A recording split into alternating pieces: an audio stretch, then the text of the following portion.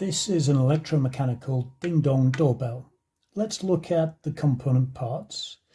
The electrical bit is inside here. There is a coil of wire. So if we pass a current through the coil of wire, then we create an electromagnet. And the idea then is that the electromagnet is going to work on this striker.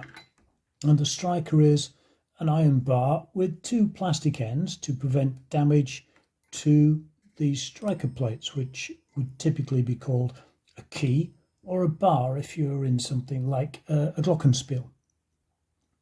The electrical supply for this is usually in the form of 4 1.5 volt C cells. But today what I've done is I've literally got 4 cells. I only had AAs, so 4 AAs, and here I've got a switch. And I've gone for a fixed switch. I haven't gone for a push to make switch, which you would normally use on a doorbell. So here we go, let's watch the operation. So if I close the switch, I energize the coil and move the striker.